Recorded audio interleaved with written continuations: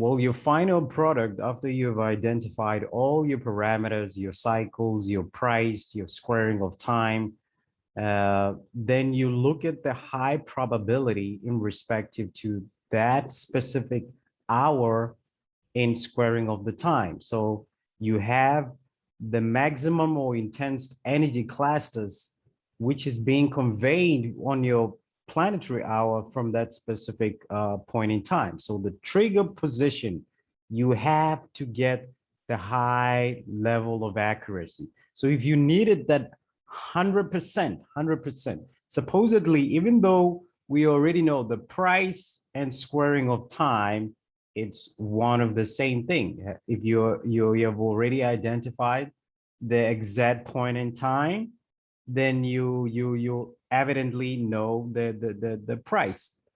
If you worked out your increments and they are falling short in terms of where is the price squaring the time for that specific day, then you can do something like this, right? Or let's say supposedly you haven't worked out the increments, or the increments are falling short in respective to the price, right?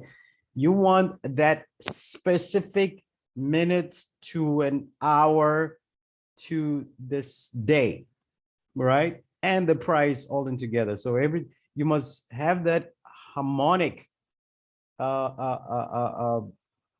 pricing, time, and everything all in together. It must just fall in place. So what you definitely have to do is the obviousness of getting an average of the aspect situation for that specific day. And as you can see here, I said the aspect daily accurate price time for the pivots, right?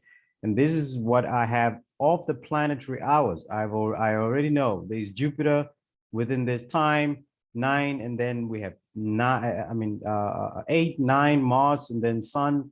It will be the movement of this, 10 movement of the Sun. And then I have the average and I have the exponential line in doing this, right? And the other thing is I used to use indicators to filter out maybe the candles or various other stuff and whatnot. But when you get to a point of having an accuracy like this, you don't even use an indicator at all the indicators are useless. You don't need even a slight single indicator. Yet you'll have the time, the price, the dates as well of each and every single pivot that you're working with, right? So I have the average here, and I can see the average is actually falling between 1 o'clock, and I obviously have the time.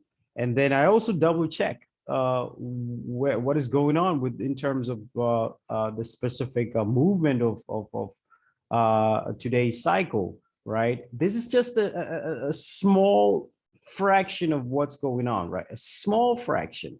It's not the whole entire month, right? It's just for that specific day. So I need to know, I've already identified the day, the squaring of time and price. I already know it.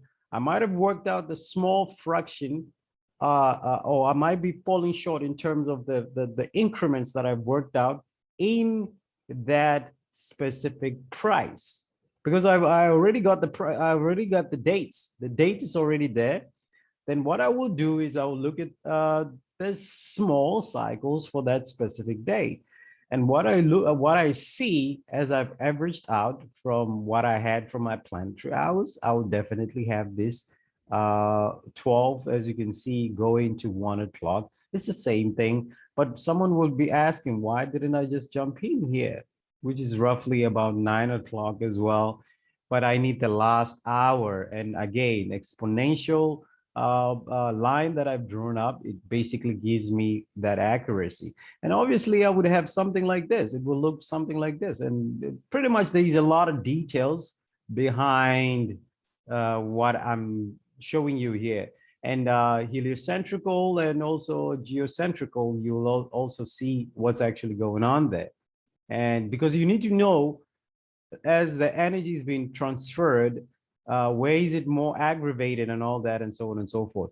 So the other thing that I will look at is basically, let's go to the charts. We already know the hour, right? So let's just uh, take the data from 1 o'clock, and then we see if we can get that accuracy in terms of that specific day. And again, you would be asking the importance of a time frame. None of these time frames are important anymore. The only thing that you need to know is basically the daily time frame, and you can go to an hourly time frame just to see the narrowed out time as you move up to whatever direction. Unless if you're working what you call this, the fractals. So right now I'm just going to punch in all the time. So that's the specific time that I will actually come in, even if I didn't have the price, even if I didn't work out the price, which in essence, the price will actually be something like that. So I calculate the price will tell me that I jump in exactly at that time, at that hour. And what do you see? This is basically on the 19th, right? I'm just giving you a point from the 19th. And what we have an observation, uh, and this is a price from the 19th going all the way up. And this is the pivot that I chose. You know how much money is that? And this is 1 hour, right? So, but let's push it to the 4 hour. That's what you have. If you know the dates, then you know even where you're supposed to get out, right? So now I'm gonna just do this. Let's clear out what we have here. We're going to clear out this, and then we'll look at